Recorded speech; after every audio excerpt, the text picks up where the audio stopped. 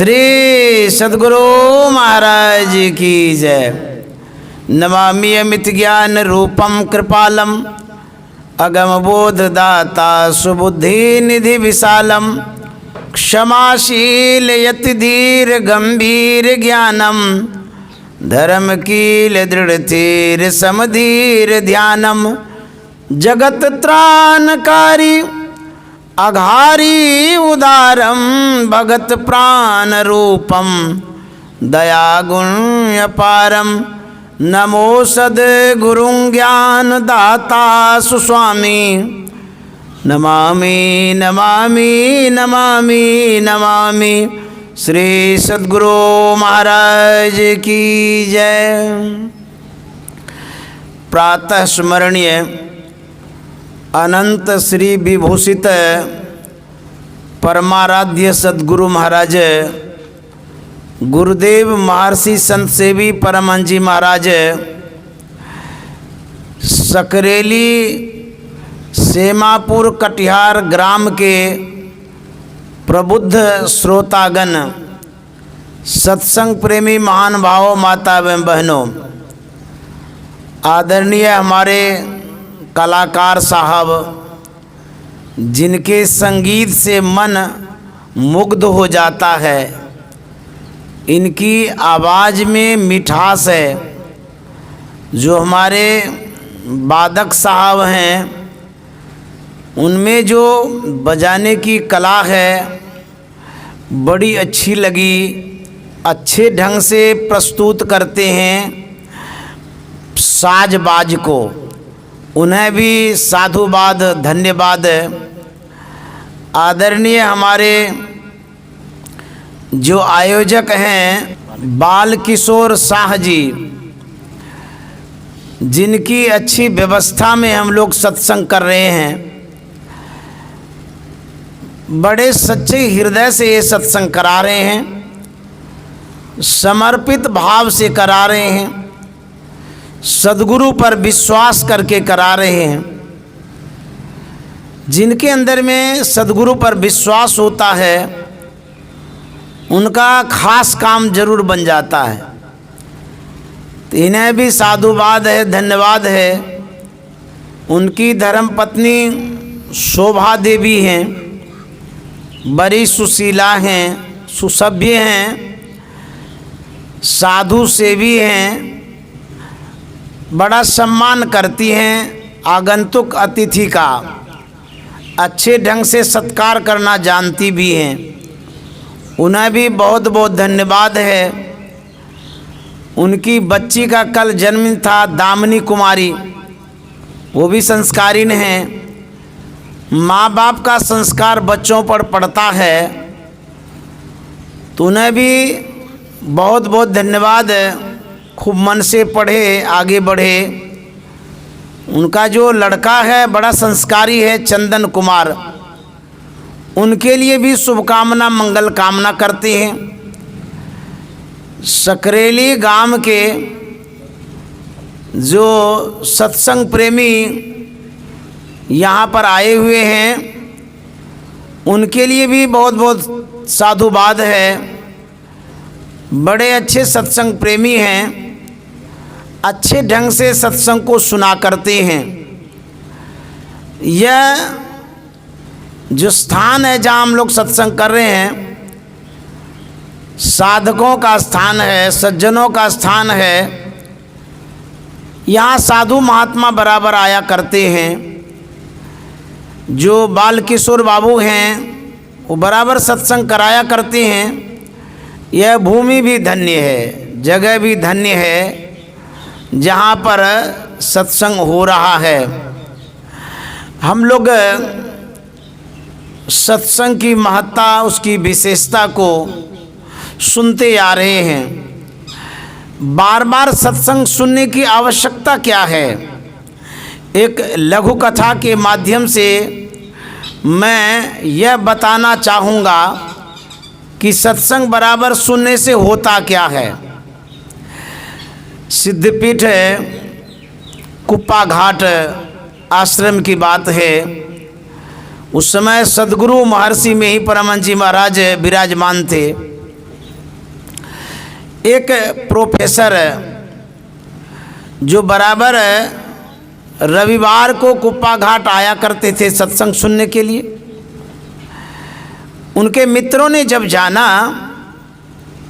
कि प्रोफेसर साहब बराबर कुप्पा घाट जाते हैं, एक दिन उनसे पूछ दिया कि यार आप बराबर कुप्पा घाट जाते हैं, क्या करते हैं वहाँ जा कर के? तो उन्होंने कहा कि वहाँ जा कर के सत्संग करता हूँ।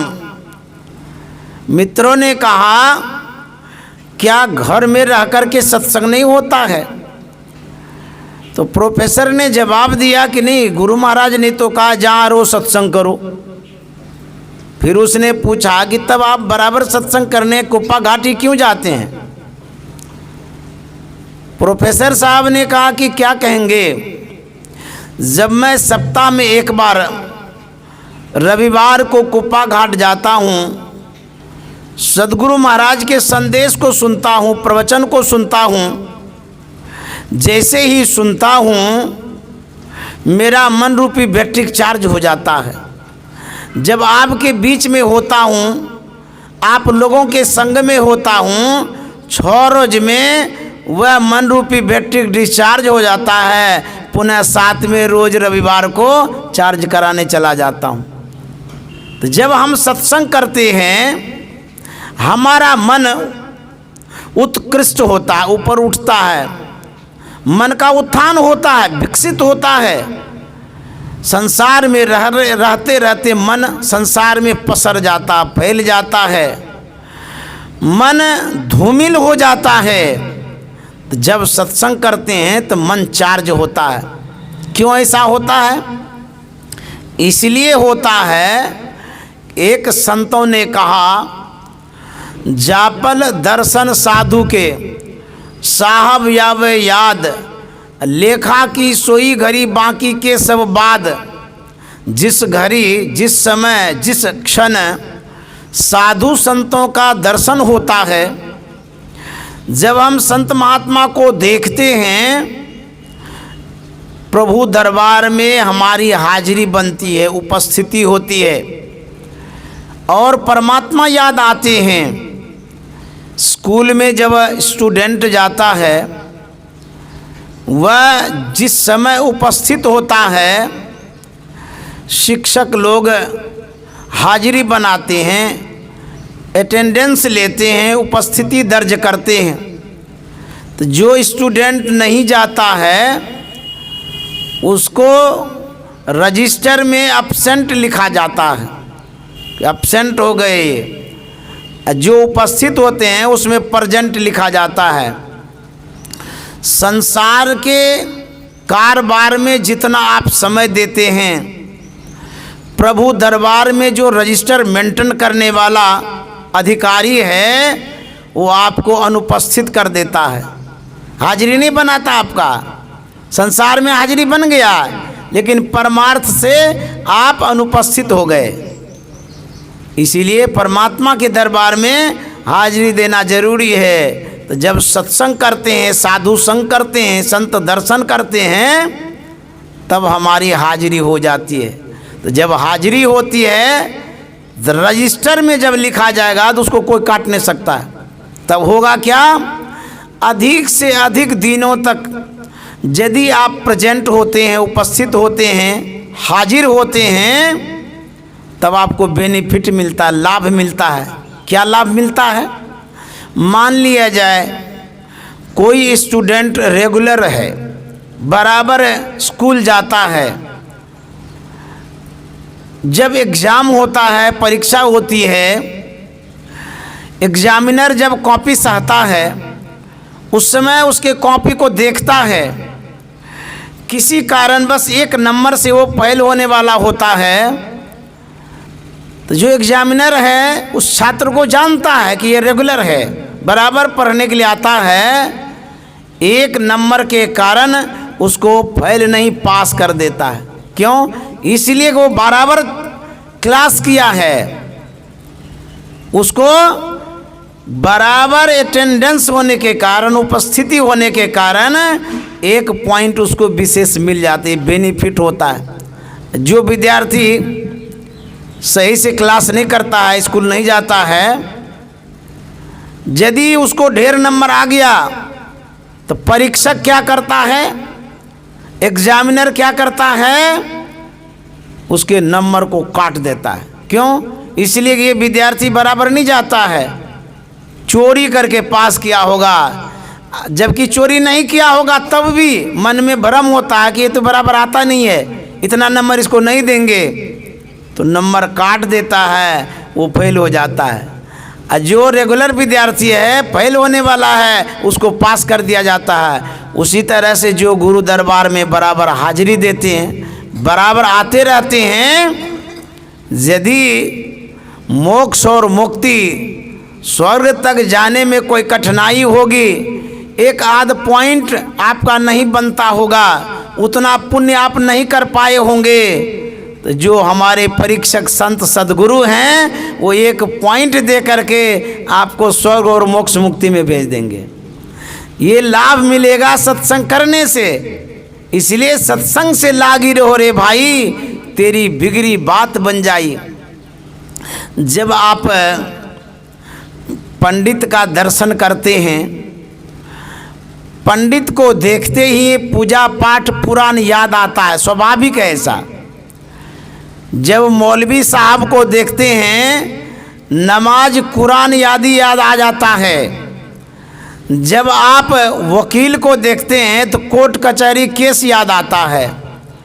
इस तरह से जिस स्वभाव के व्यवहार के व्यक्ति आपके सामने में आता है या आप उस व्यक्ति के सामने जाते हैं, उससे संबंधित बातें याद आ जाती है। और जब साधु महात्मा के पास जाते हैं तो कहते साहब यावे याद, परमात्मा याद आते हैं। इसीलिए सत्संग करना चाहिए, साधु संग करना चाहिए, और जो गुरु महाराज ने बतलाया है ध्यान करना चाहिए। इस तरह से हम संस्कारित होते हैं। यदि आप लंबा गैप कर देते हैं, विशेष दूरियां बढ़ा लेते हैं साधु महात्मा से, सत्संग से, तब क्या होता है, हम लोग कंप्यूटर जमाने के व्यक्ति हैं, डिजिटल इंडिया के आदमी हैं, नए ज़माने के हम लोग हैं।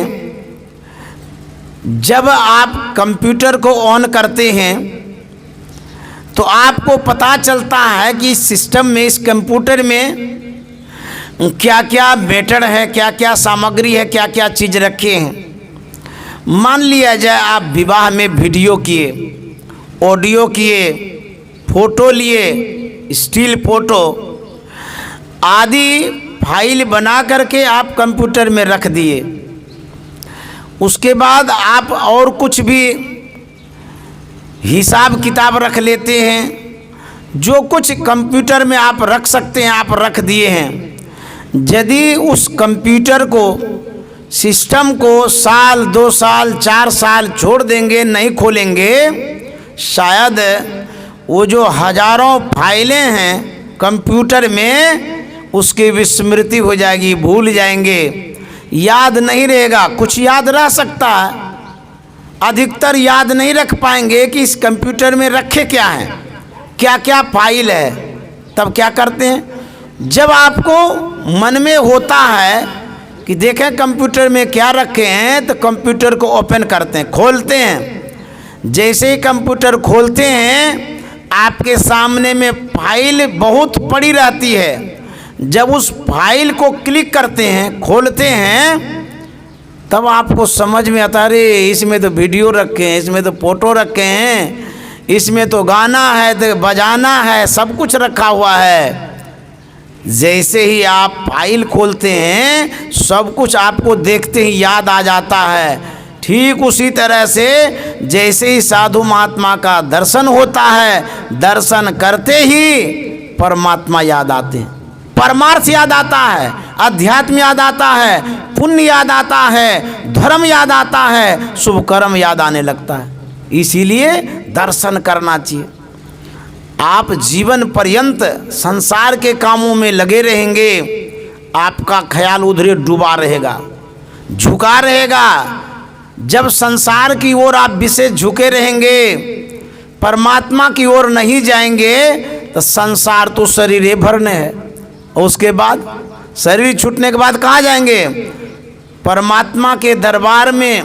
यह नियम है, जो भजन सत्संग नहीं करेंगे उसको नरक में डालो, दुख में डालो, और उनको जो जन्म देना है, गाय में दो, बैल में दो, घोड़ा में दो, सांप में दो, बिच्छू में दो, कछुआ में दो। अब बुझे तो उसमें चले जाएंगे तब क्या होगा?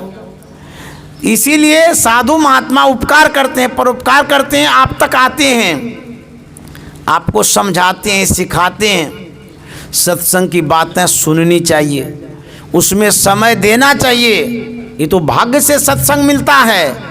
बड़े भाग पाए सत्संगा, बिना ही प्रयास होई भव भंगा।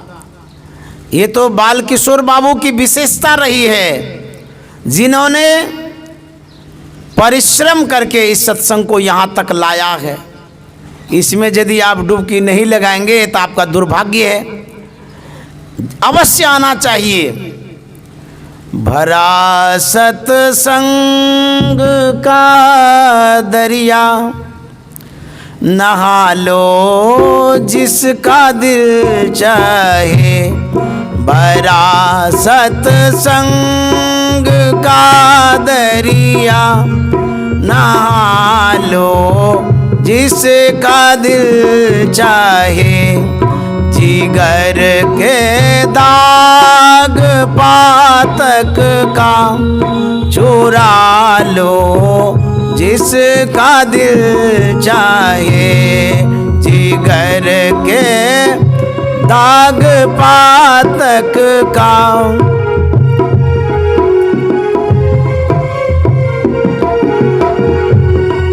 भरा सत्संग का दरिया, नहा लो जिसका दिल चाहे। इसमें संतों ने कहा कि भरा सत्संग का दरिया, नहा लो जिसका दिल चाहे। आप कहेंगे दरिया में तो जल होता है, दरिया कहते हैं गंगा को। मुसलमान भाई लोग दरिया बोलते हैं और हिंदू भाई लोग गंगा बोलते हैं। तो गंगा में तो जल रहता है, स्थूल दृष्टि से देखते हैं, डुबकी लगाते हैं, पवित्र होते हैं, स्नान करते हैं।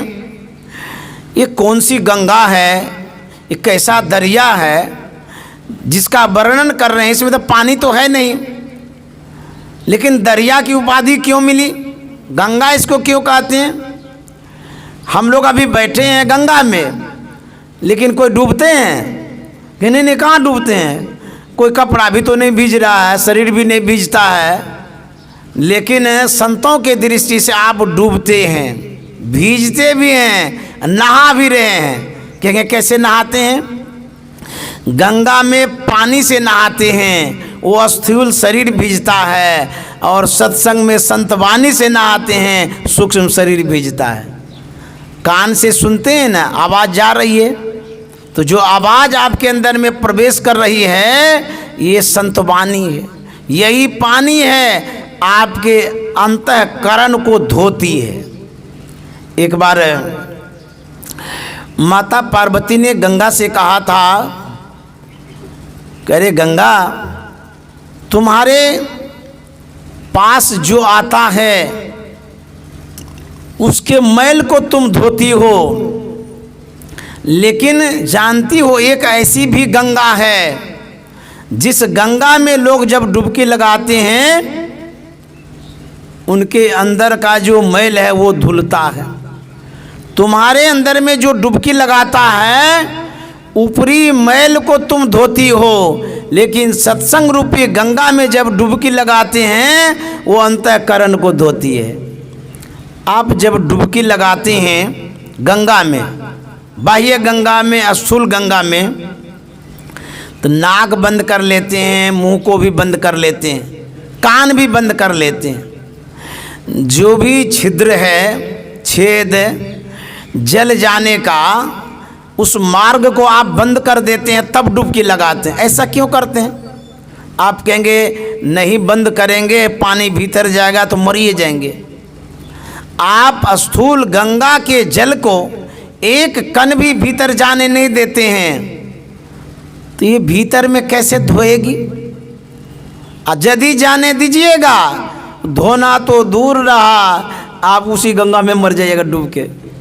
तो जब बाह्य गंगा आपके अंदर घुसती नहीं है तो अंतःकरण को धोएगी कैसे? लेकिन संत वाणी जब आप सुनते हैं, अमर वाणी जब सुनते हैं, अंतर वाणी जब सुनते हैं, अंतर ध्वनि जब सुनते हैं, आपके अंतःकरण में वो जाती है वाणी, आपके अंतःकरण को शुद्ध करती है, पवित्र करती है। फिर पार्वती ने कहा था, ए गंगा, तुम्हारे अंदर में हंस तैरता है, लेकिन सत्संग रूपी गंगा में परमहंस तैरता है। तो हमारे गुरु महाराज परमहंस थे, इसीलिए उन्होंने कहा था सत्संग मेरी सांस है। बराबर सत्संग में जाते रहते थे, सत्संग करते रहते थे। तो यह जो सत्संग है, इसमें संत वाणी रूपी पानी है, इसी में डुबकी लगाते हैं। इसलिए कहा भरा सत्संग का दरिया, नहा लो जिसका दिल चाहे, जिगर के दाग पातक का छुरा लो जिसका दिल चाहे। भरा सत्संग का दरिया, नहा लो जिसका दिल चाहे।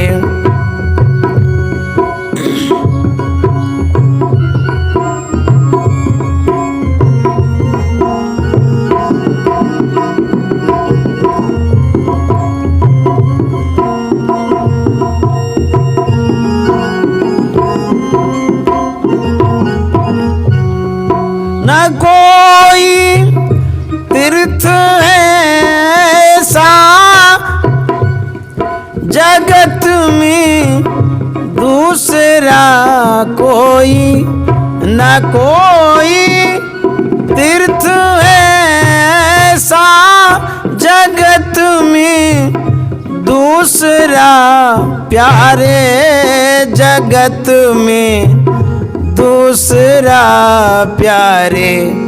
गया हरिद्वार में जाकर, गया हरिद्वार में जाकर, समझ लो जिसका दिल चाहे। गया हरिद्वार में जाकर, समझ लो जिसका दिल चाहे। भरा सत्संग का दरिया, नहा लो जिसका दिल चाहे। कहते हैं न कोई तीर्थ है ऐसा जगत में दूसरा प्यारे। तीर्थ का क्या मतलब होता है? तीर्थ का मतलब होता है वह स्थान जहाँ प्राणी मात्र का, जीव मात्र का कल्याण होता हो। तीर्थ हम उसे कहते हैं जहाँ देवी देवताओं का निवास हो, प्रवास हो, या देवी देवता की जहाँ प्रतिमा लगी हो, उसे तीर्थ कहते हैं। जहाँ साधु महात्मा का आवागमन होता है, आते जाते रहते हैं, उसे तीर्थ कहते हैं। जहाँ गंगा है उसे भी तीर्थ कहते हैं। स्थूल रूप में स्थान को भी तीर्थ कहते हैं, गंगा को भी तीर्थ कहते हैं। जहाँ प्रतिमा लगी रहती है वो भी तीर्थ है, जहाँ गुरु रहते हैं वो भी तीर्थ स्थान है। इस तरह से तीर्थ बहुत प्रकार का होता है। जितना प्रकार होता है उतना प्रभाव होता है। माताएं लोग भोजन बनाती है, बहुत प्रकार बनाती है, बहुत तरह की सब्जियां बनाती हैं। बहुत प्रकार उसमें होता है, दाल भात रोटी सब्जी रसगुल्ला टिकरी गुल जामुन। तो जो प्रकार है अलग अलग प्रकार में अलग अलग प्रभाव है। आप जब सेब खाते हैं उसमें विशेष पौष्टिकता रहती है, जब आप सत्तू खाते हैं उसमें कम पौष्टिकता रहती है, लेकिन प्रकार तो है। तो जिस प्रकार का व्यंजन बनाते हैं भोजन बनाते हैं उसमें वैसा प्रभाव होता है, उसी तरह की एनर्जी मिलती है, शक्ति मिलती है, ऊर्जा मिलती है हमारे शरीर में। तो तीर्थ जो है बहुत प्रकार का होता है। गया में जाते हैं वहाँ पिंडदान करते हैं, वो भी तीर्थ है, पूजनीय स्थान है। अयोध्या जाते हैं भगवान श्री राम का दर्शन करते हैं, उन मंदिरों में जाते हैं, वो भी एक तीर्थ है, वो भी प्रणम्य है। हरिद्वार जाते हैं, बहुत से प्रतिमाओं का दर्शन करते हैं, बहुत सी मूर्तियों को देखते हैं, वह भी प्रणम्य है। वहाँ गंगा जी में नहाते हैं, वह भी प्रणम्य है। इस तरह से द्वारिका काशी आदि स्थानों में जो हम लोग जाते हैं वह तीर्थ स्थान है। उन तीर्थों में जाकर के हम पवित्र होते हैं, शुद्ध होते हैं, संस्कारित होते हैं, क्योंकि वह स्थान ही वैसा है। तो गुरु का जो तीर्थ होता है सभी तीर्थों से बढ़कर के होता है। जो हमारे गुरु महाराज का स्थान है महर्षि में आश्रम कुप्पा घाट, वो गुरु तीर्थ है, महातीर्थ है। वहाँ जब हम जाते हैं तो विशेष रूप से संस्कारित होते हैं। अवश्य वहाँ जाना चाहिए, प्रणाम निवेदित करना चाहिए, दर्शन प्रसन्न करना चाहिए। तो गुरु तीर्थ सबसे बढ़कर के होता है। तो गुरु तीर्थ में जब जाएंगे तो ज्ञान ध्यान की बात होगी। गंगा तीर्थ में जाएंगे तो पूजा पाठ उपासना की बात होगी, कर्म कांड की बात होती रहती है। कोई दौरे द्वारिका कोई काशी जाहि, कोई दौरे द्वारिका कोई काशी जाहि, कोई मथुरा को चले साहब घट ही माही। सब घट में गोविंद है, संगी रहे हरि पास, कस्तूरी मृग में बसे, सुंगत डोले घास।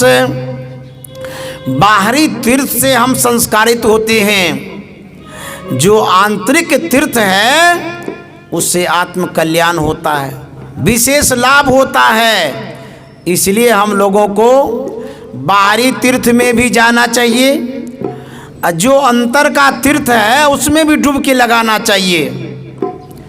उपनिषद में लिखा हुआ है त्रिवेणी संगमो यत्र तीर्थराज स उच्यते।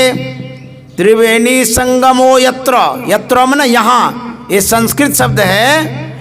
त्रिवेणी का जो वर्णन हम लोग सुनते हैं जो प्रयागराज में है, मैं भी वहाँ गया हूँ, मैंने देखा है, डुबकी भी लगाया है, स्नान भी किया है।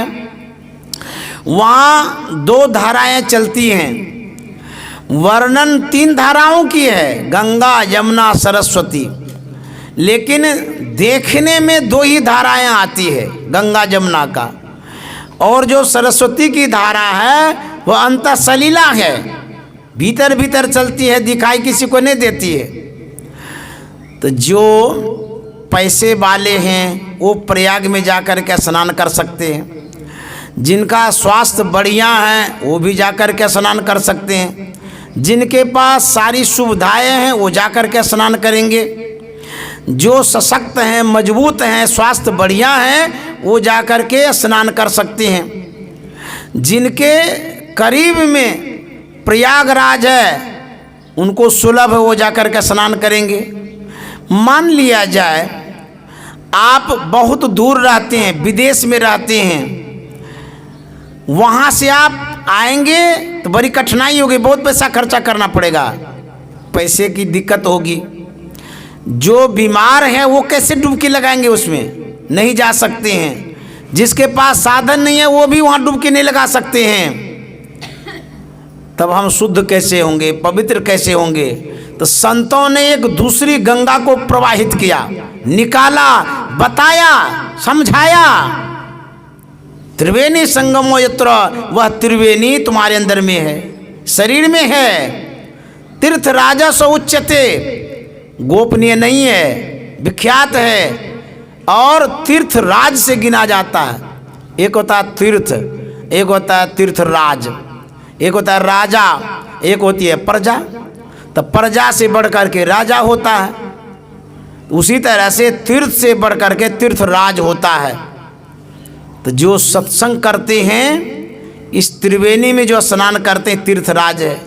जब हम ध्यान करते हैं, ध्यान करने के बाद आज्ञा चक्र में जब आप पहुंचते हैं, त्रिवेणी का लाभ मिलता है। तीर्थ राजा स उच्यते तत्र स्नानम प्रकुर्वित सर्व पापे प्रमुच्यते, सभी पापों से मुक्ति मिलती है आज्ञा चक्र में ध्यान करने से। इरा भगवती गंगा पिंगला जमुना नदी, इरा पिंगलियोर मध्य सुषुम्ना च सरस्वती। ये जो आज्ञा चक्र है, यदि आप ध्यान करते हैं गंगा जमुना सरस्वती का लाभ पाते हैं। इसमें कहते हैं डुबकी लगाने के लिए। इसलिए भरा सत्संग का दरिया नहा लो, जिसका दिल चाहे जिगर के दाग पातक का छुरा लो, जिसका दिल चाहे। भरा सत्संग का दरिया नहा लो, जिसका दिल चाहे। न कोई तीर्थ ऐसा जगत में दूसरा प्यारे, न कोई तीर्थ ऐसा जगत में दूसरा प्यारे, जगत में दूसरा प्यारे। गया हरिद्वार में जाकर, गया हरिद्वार में जाकर, समझ लो जिसका दिल चाहे। गया में जाकर समझ लो जिसका दिल चाहे। भरा सत्संग का दरिया नहा लो, जिसका दिल चाहे। एक विनय पत्रिका है, गोस्वामी तुलसीदास जी महाराज की अद्भुत रचना है। उनकी एक वाणी सुनाता हूँ। गोस्वामी तुलसीदास जी महाराज ने लिखा है, माधव मोह फांस क्यों टूटे, माधव मोह फांस क्यों टूटे, बाहर कोटि उपाय करिए, अभ्यंतर ग्रंथि न छूटे। माधव मोह फांस क्यों टूटे। माधव का मतलब होता है मामन माया धम्न पति। माया के पति को माधव कहते हैं। भगवान श्री राम को माधव कहते हैं, भगवान कृष्ण को भी माधव कहते हैं। माया के पति भगवान श्री राम हैं, जिनसे विनती है, प्रार्थना है। अपनी भावनाओं को गोस्वामी जी रखते हैं अपने इष्ट के सामने। क्या कहते हैं, हे माधव मोह फांस क्यों टूटे। कैसे मोह फांस टूटेगा। मोह कहते हैं अज्ञानता को, अब फांस माने बंधन होता है, गिरह गांठ। गोस्वामी जी कहते हैं कि कैसे गांठ टूटेगी, गिरह कैसे टूटेगा, मोह कैसे हटेगा। कारण क्या है, बाहर कोटि उपाय करिए। लोग बाहर में उपाय करता है, करोड़ों उपाय करता है अज्ञानता से छूटने का, बंधन से छूटने का, लेकिन छूट नहीं पाता है। प्रयत्न जरूर करता है लेकिन सोच समझ के नहीं करता है, इसीलिए परेशानी में पड़ता है। क्या कारण है जो छूट नहीं पाते हैं? गोस्वामी जी कहते हैं, घृत पूरन कराह अंतर्गत, शशि प्रतिबिंब दिखावे, घृत पूरन कराह अंतर्गत, शशि प्रतिबिंब दिखावे, ईंधन अनल लगाए कल्प सत, ईंधन अनल लगाए कल्प सत, औटत नाशन पावे, माधव मोह फांस क्यों टूटे। गोस्वामी जी कहते हैं, एक कढ़ाई है जिसमें घी भरा हुआ है, उस घी के ऊपर चंद्रमा का प्रतिबिंब पड़ता है, परछाई छाई पड़ता है। यदि चंद्रमा के प्रतिबिंब को कोई जलाना चाहे, समाप्त करना चाहे, दूर करना चाहे, घी जला करके तो होगा। मान लीजिए कढ़ाई चढ़ा दिए हैं, उसमें लकड़ी डाल दिए, आग लगा दिए, घी को औंट रहे हैं, और चंद्रमा का प्रतिबिंब उस पर पड़ रहा है, घी को औंटते औंटते घी जल जाएगा, लेकिन चंद्रमा का प्रतिबिंब कभी नहीं जलेगा। वह प्रतिबिंब दूसरा बार घी डालिएगा फिर आ जाएगा। क्यों ऐसा होता है? इसलिए होता है ऐसा कि चंद्रमा कहीं और है, उसके परिछाई को आप जलाना चाहते हैं, इसीलिए वो नहीं जलता है। मूल्य में भूल है। भक्ति करने वाले को भी ये समझना चाहिए कि हमारी गलती कहाँ हो रही है। गोस्वामी जी कहते हैं, जहाँ पर बंधन है वहाँ खोलते नहीं हैं, जहाँ जाना चाहिए वहाँ जाते नहीं हैं, जो भक्ति करनी चाहिए वैसी करते नहीं हैं। यही बंधन का कारण है, दुख का कारण है, जो बंधन से मुक्त नहीं हो पाते हैं। तो गोस्वामी तुलसीदास जी महाराज कहते हैं, तरु कोटर मह बस विहंग, तरु काटे मरइन जैसे, तरु कोटर मह बस विहंग। तरु मन गाछ, किसी किसी गाछ में देखिएगा, वृक्ष में देखिएगा खोडर होता, खो, उसमें चिड़िया रहती है। मान लिया जाए किसी खोडर में चिड़िया हो, अब कोई चिड़िया मारने वाला गाछ को काट के चिड़िया को मारना चाहे तो मरेगी? अरे जैसे खटखुट करेंगे चिड़िया फुर से उड़ जाएगी, चिड़िया भाग जाएगी, मरेगी नहीं। तो गोस्वामी जी कहते हैं, तरु कोटर में बस विहंग, तरु काटे मरे न जैसे, साधन करिए विचारहीन मन शुद्ध हो नहीं तैसे। आप मन को शुद्ध करना चाहते हैं, व्रत करके, उपवास करते, पर्व करके, एन किन प्रकार से मन को शुद्ध करना चाहते हैं, लेकिन कैसे करते हैं? शरीर को कष्ट दे करके, उपवास करके, भूखे रह करके, पानी में डुबकी लगा के, सूर्य के तरफ ताक करके, काय क्लेशांश वर्जित, कहते हैं काया मन शरीर, शरीर को कष्ट देना छोड़ दो, मन को उस पर कोई प्रभाव नहीं पड़ता है। आप शरीर को कष्ट जो देते हैं उससे मन को कुछ भी नहीं होता, मन जैसा का तैसा रहता है। हमें दंड बैठक करते हुए मंदिरों तक जाते हैं, शरीर थक जाता है, शरीर में कष्ट होता है, लेकिन जैसा मन पहले था वैसा मन वहाँ तक जाने में भी रहता है।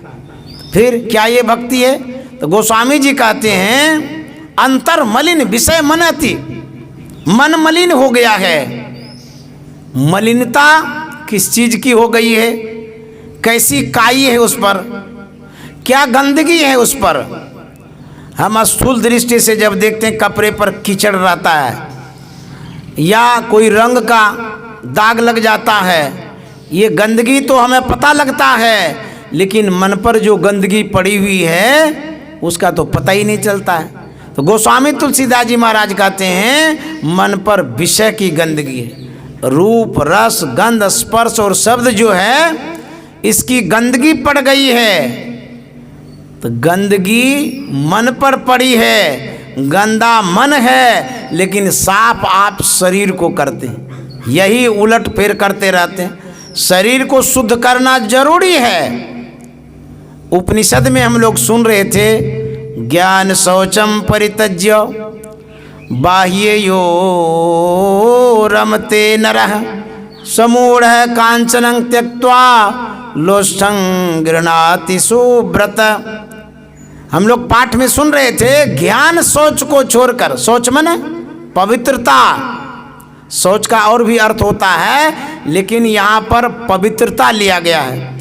ज्ञान शौच को छोड़ करके जो बाहरी सोच में लगा रहता, बाहरी पवित्रता में जो लगा रहता है, कहते वह मूढ़ है, मूर्ख है, अज्ञानी है।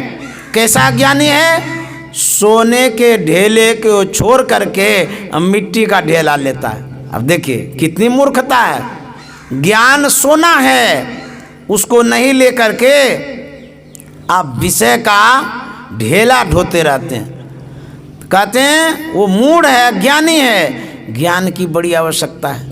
यदि आपके पास ज्ञान नहीं होगा आपकी दुर्दशा हो जाएगी। तो ज्ञान की आवश्यकता है, लेकिन ज्ञान कहाँ मिलेगा? बिनु सत्संग विवेक न होई, राम कृपा बिनु सुलभ न सोई। सत्संग में ज्ञान मिलता है, इसलिए सत्संग करना चाहिए। तो गोस्वामी जी कहते हैं अंतर मलिन, भीतर मलिन है, अब बाहर में धो रहे हैं, बाहर पवित्र कर रहे हैं। किसको? शरीर को, घर को, मकान दुकान को शुद्ध कर रहे हैं, मन को शुद्ध नहीं करते हैं। तो मन को शुद्ध करने के लिए अंतर घुसना होगा, भीतर घुसना होगा, ध्यान करना होगा, जप करना होगा, तब मन शुद्ध होगा। तुलसीदास जी महाराज कहते हैं अंतर मलिन विषय मनति तनु पावन करिए पखारे, मरे न उरग अनेक जतन बल्मीक विविध विधि मारे। भीतर में मलिनता है, दूषित हो गया है, बाहर में आप धोते हैं। तो उदाहरण दे के समझाते हैं, जैसे एक बिल है, उसमें सांप घुसा हुआ है। यदि कोई उस सांप को मारना चाहे बिल डंगा करके, बिल पर चोट दीजिएगा तो सांप को क्या होगा? अरे सांप तो भीतर में घुसा हुआ है, सांप पर तो चोट पड़ता ही नहीं है, मरेगा कैसे? वो कभी नहीं मर सकता है। डंगाते डंगाते मर जाइएगा, लाठी पटकते पटकते मर जाइएगा, सांप कभी नहीं मरेगा।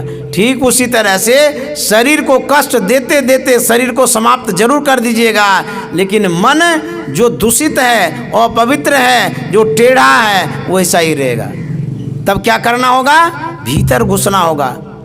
तुलसीदास हरि गुरु करुणा बिनु विमल विवेक न होई। तुलसीदास हरि गुरु करुणा बिनु विमल विवेक न होई। बिनु विवेक संसार घोर निधि पार न पावे कोई। माधव मोह फांस क्यों टूटे। कहते हैं जब तक विवेक नहीं होगा, ज्ञान नहीं होगा, तब तक आपका जो मोह और फांस है वो नहीं टूटेगा। तो विवेक होगा सत्संग करने से। सत्संग में जब आप सुनेंगे समझदारी आएगी, तब आपकी जो अज्ञानता है वो दूर होगी, ज्ञान होगा। ज्ञाने नहीं ना पशु भी समाना। जब तक ज्ञान नहीं होगा वह जीवन पशुवत हो जाएगा। एक पंडित जी था, बहिर्मुखी पंडित जी, कर्मकांडी पंडित जी था। वह कुटिया बना करके अपना भोजन पानी बनाता था, खाता था, रहता था, स्वपाकी था, अपने से बनाता था। उनके यहाँ भगत लोग आते थे, जो अनाज पानी था देते थे, उसको बना बना के खाता था। लेकिन बनाने की विचित्रता क्या थी? लकड़ी चुन करके लाते थे, उस लकड़ी को धोते थे और धो करके सुखाते थे, तब भोजन बनाते थे उस लकड़ी से। ऐसे वो पुजारी थे, पंडित थे। एक दिन की बात है, पंडित जी भोजन बना रहे थे। एक भगत उनका सीधा लेके आया। सीधा मतलब तो अन्न, आटा, चावल, दाल आदि, उसको सीधा बोलते हैं। वो लेकर के आया, अब खुली कुटिया में वो बना रहे थे, तो धरा करके चौके के पास चला गया।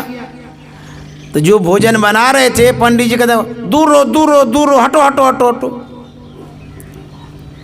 तो वो दाएं हाथ से लकड़ी डाल रहे थे चूल्हे में, अब बाएं हाथ से बोला कि दूर हो, दूर हो, दूर हो। तो पीछे घसक गया। उसने पूछा कि पंडित जी, आपके पास हम सीधा देने के लिए आए, अनाज पानी देने के लिए आए, आप दूर क्यों करते हैं? बोले अरे जो कुछ भी देने आया दूर से दो। बोले ऐसा क्यों? बोले इसलिए कि मैं जो भोजन बना रहा हूँ शुद्ध काम कर रहा हूँ, अब तुम यहाँ आएगा अशुद्ध कर देगा, अपवित्र हो जाएगा यहाँ आने से। तो बोले पंडित जी आपके हाथ में क्या हो गया जो हाथ को ऐसे दूर रखे हैं, बाएं हाथ को ऐसे दूर रखे हैं? बोले तुम नहीं जानते हो ये बायां हाथ कहाँ कहाँ जाता है, अशुद्ध जगह पर जाता है, इसीलिए इसको दूर रखते हैं। अभी भोजन बना रहे हैं ना, शुद्ध काम कर रहे हैं। उस जजमान ने कहा कि पंडित जी, जिस हाथ को आपने दूर रखा है वो हाथ तो बड़ा परोपकार करता है, शरीर को शुद्ध करता है, मैल धोता है। उसको आप दूर रखे हैं, उसमें अशुद्ध हो गया है, और दाहिने हाथ को पास में रखे हैं। जरा बतलाइए पंडित जी, अशुद्धता का जो खजाना है वो कहाँ है? मैल कहाँ है? पेट में है, भरा हुआ मैल है, उसको तो चूल्हे में सटा के रखे हैं, और जो हाथ बेचारा धोता है उसको तो दूर रखे हैं। ये पाखंड है। शुद्धता जरूरी है। सूचे भाड़े साचु समावे, बिरले सूचाचारी, तंते को परम तंतु मिलाया, नानक शरण तुम्हारी। यदि पवित्रता नहीं रहेगी तो आप परमात्मा को कैसे प्राप्त कर सकते हैं?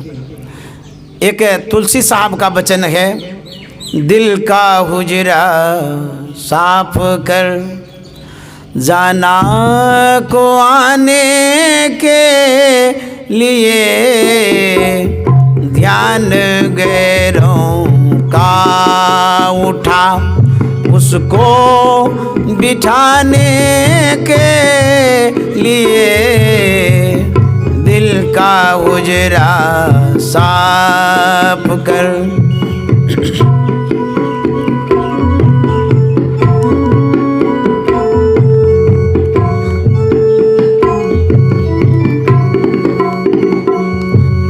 तुलसी साहब कहते हैं दिल का हुजरा, इसका मतलब हुआ अंदर की कोठड़ी। आपके भीतर में जो कोठड़ी है, जो हृदय है, कहते उसको साफ करो। दिल का हुजरा साफ कर, जाना को आने के लिए।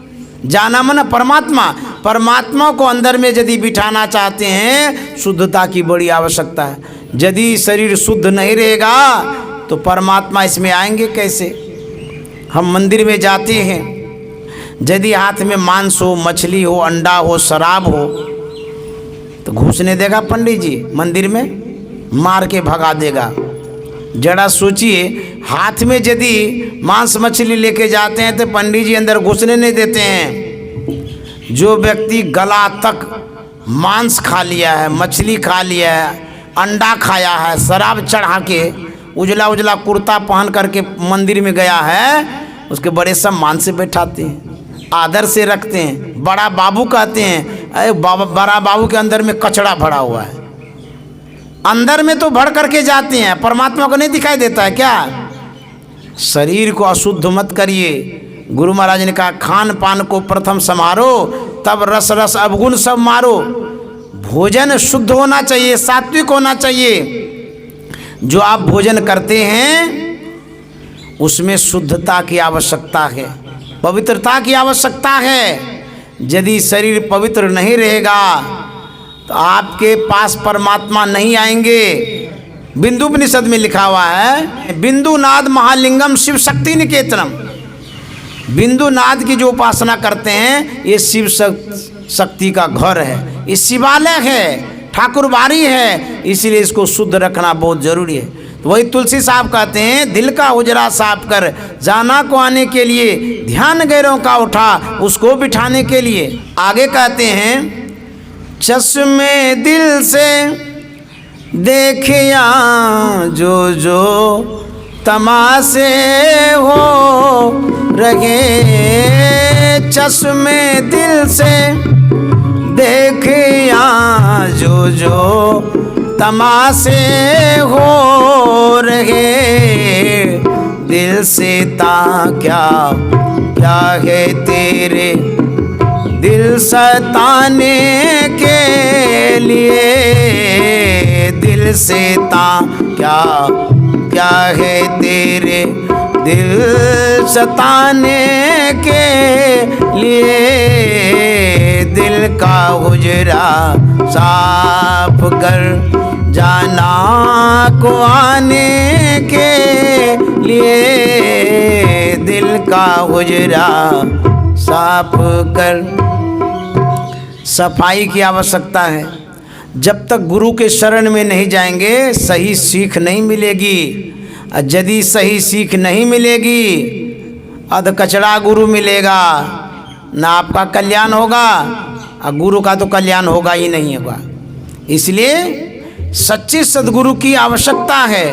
गुरु महाराज ने कहा है, बिना गुरु की कृपा पाए नहीं जीवन उधारा है, बिना गुरु की कृपा पाए नहीं जीवन उधारा है, बिना गुरु की कृपा पाए नहीं जीवन। गुरु की बड़ी आवश्यकता है। अब समय अधिक हो चला है, सत्संग की धाराएं तो बहती रहती है। बाबा देवी साहब ने कहा था कि लाला, गुरु महाराज को लाला कहते थे, लाला संत मत में आने से पहले तुम किस मत में था? तो गुरु महाराज ने कहा था पहले मैं दरिया मत में था, दरिया पंथ में था। तो बाबा देवी साहब ने मौज में कहा था कि लाला तुम पहले दरिया मत में था, अब तुम समुद्र पंथ में आ गए हो। ये संत मत जो है समुद्र मत है।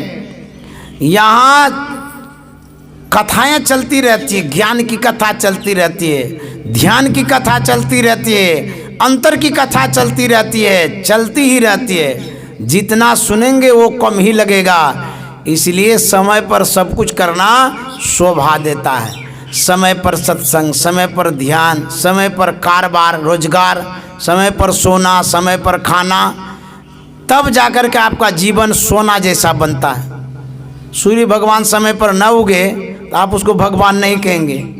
आप तो रेस्ट भी ले लेते हैं। यदि सूर्य भगवान सोचे कि 8-9 बज रहा है, थोड़ा आराम कर लेते हैं, अंधकार कर देगा तो तब भगवान वो नहीं है।